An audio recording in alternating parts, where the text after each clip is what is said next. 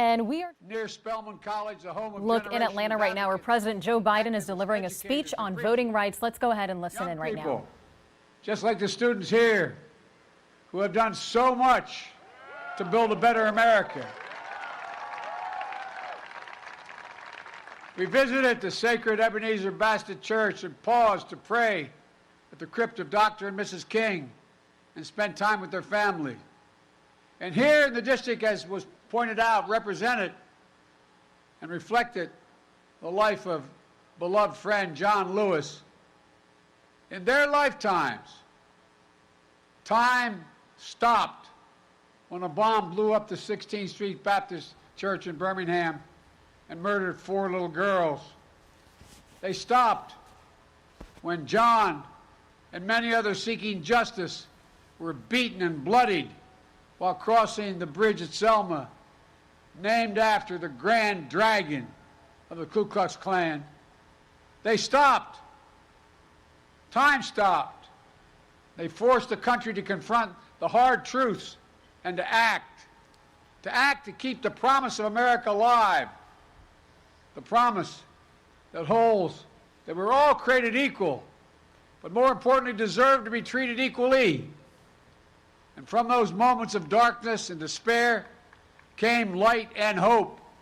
All right, and we are listening to President Joe Biden. He is in Atlanta, Georgia, and on this trip, he is accompanied by Vice President Kamala Harris, who he has appointed to lead the administration's work on voting rights. And during this visit, several members of Congress, local officials, and civil rights leaders are with them during several parts of this trip. So we're going to keep following what he says during this speech.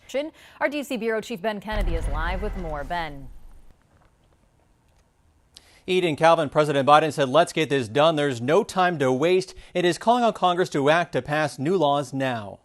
President Biden and Vice President Harris touched down in Atlanta Tuesday to deliver a major speech for new voting rights legislation. Today, we come to Atlanta, the cradle of civil rights, to make clear what must come after that dreadful day when a dagger was literally held at the throat of American democracy. The American people have waited long enough.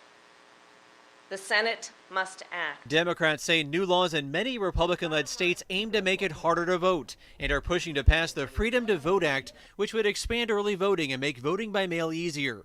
Congressional Democrats also plan to take up the John Lewis Voting Rights Advancement Act, which would aim to restore Justice Department review of changes in election laws. To fight back against the threats to democracy and protect people's access to the ballot. I think this is an excuse to try to break the Senate. In order to pass the bills, Democrats would have to eliminate the filibuster, the 60-vote threshold needed to push legislation through, and change it to a simple majority. But to do that, they would need support of every member of their party.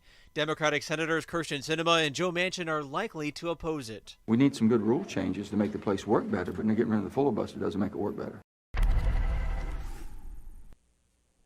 And lawmakers could vote as early as tomorrow, Senate Majority Leader Schumer says, but the big question does remain, do they have the votes to change the rules of the filibuster?